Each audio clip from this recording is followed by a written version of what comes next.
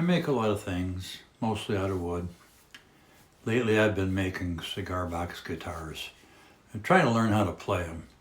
And one of the people I've been following and trying to learn from is Busker 909. And the other day when I was watching him, he had a guitar that he made that I thought was pretty cool. It was a metal front sign that said danger, radiation, blah. So I texted him and asked him about it and how he made it, and he was very nice about it. He sent me back information as to the materials and things that he used. And it just so happened that some of the stuff that he used I'd already had on hand. He purchased the stuff from MGB Guitars, and I purchased stuff from there also. But anyway, I made a couple of versions, and I thought I'd just share what it was that I did. It's slightly different than what he did. I tried not to copy him exactly, but I wanted to make them because they were cool. The first one that I made was this one. And it's the metal sign that he used. I found out online where he got it. And then on the back, which he suggested to have another metal sign, I went to my local big box store and I found some metal signs there, and I cut them down to fit the box. I made the box itself, and I'll show how I did that maybe in the future. I had salvaged some oak from a old sideboard that it didn't want anymore, so I made the neck out of oak. I usually make guitar necks that I've been working on something similar to this, and this was quarter sawn oak. I use a scarf joint, probably about 11 or 12 degree angle. I cut them myself. I don't know if you can see, I don't know if you can actually see the joint itself. It's pretty hard to distinguish. Maybe this side's a little better, I don't know. But anyway, I shaped the neck then by hand. You can probably see the angle of the neck there a little bit better. I distressed the tuners a little bit. I just used an ammonia bath and some other chemicals that I had. I made the input jack. I distressed it and I made it in on the side. This is one of those long ones, so I didn't have to cut a hole big around, put a plate or anything. With the other one, I put a plate on. And then the end plate, I make it myself out of brass kick plates from doors. I distressed it with ammonia bath again, and then I covered the body of it with this blue wrinkled paper that I put on, glued on. So anyway, that's the first one that I made. Oh, and the neck is already fretted. That came from MGB Guitars also. I think these tuners did too. And then the pickup that's inside was a flat pickup that underneath the plate that came from MGB Guitars also.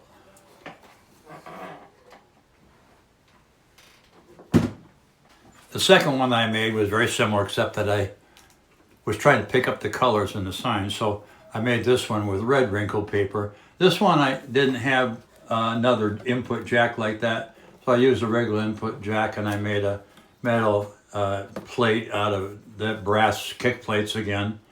I covered with the wrinkled paper. And this neck was out of oak also, but I didn't have the heel stock on it like I did on the other one. Very similar. You can probably see the angle joint, the scarf joint on this one a little better. And this one I got the antique tuners from CB Giddy. The fretboard was a similar one to the other one. I got it from MGB, but this one was a rosewood one, whereas the other one wasn't. I used different brass bolts and stuff for the bridges, and the end plate on this one is very similar. Like I said, I make the end plates myself. The front on this one was the Beware Radiation, and the back one was from my big box store to Beware of Dog.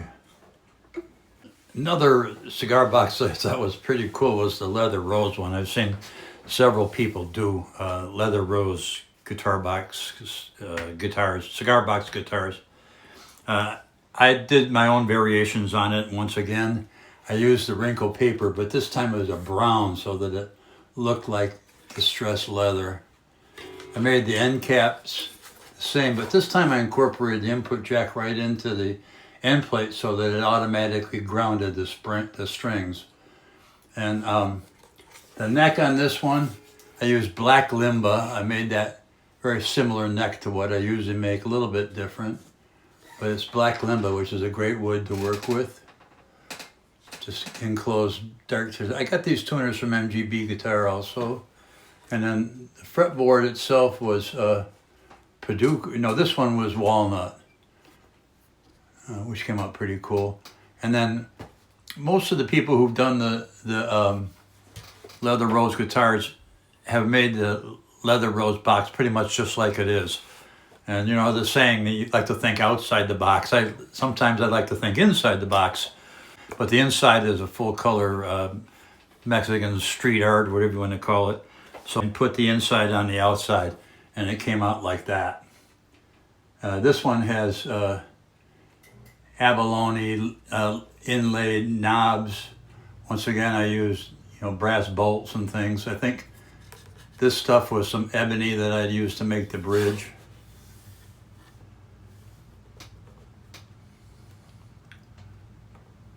And I found a supply of these cigar box, leather rose cigar boxes. So I made several versions. That's one version that I made. These are all slide, not fretted at all. I made another version. This one had a mahogany neck that I shaped. It's got gold tuners. It's got the scarf joint angled headstock. This one, 0 fret. I used just brass screws for the side fret markers. The end plate on this one. The end plate on this one didn't have the input jack in it, so I put it on the side. Gold knobs. Once again, I turn the inside out. I have a bunch of other cigar box guitars that I've made that I'm going to actually feature and put online a little bit. I plan to make some videos on how I do all the different things. And not that I'm that different from other people, but sometimes if you just have more than one idea or a way to do things, it's helpful. One of the ones I'm going to feature is the leather rose. I'm going to try to do one from start to finish, showing how I take and convert the box to the way I use it and how I cover it and all that. Anyway, I'll do that with a few of the other cigar box guitars that I do too. Probably no different or any better for sure than anybody else. But I'll put some links to the people that I've watched and followed a little bit online. Some of them are much better than I am. Hopefully I'll get better as I do more of them. I've probably only made about 20 of them so far. And then I'm going to also feature some other things that I've made. Most of the stuff is pretty small. So hopefully you'll find something interesting, helpful from what I've done, at least entertaining, and hope you enjoy it. The internet's full of clickbait. I don't know that this is clickbait, but I like sometimes just scrolling through and seeing what people have done. So hopefully you'll enjoy what I've done.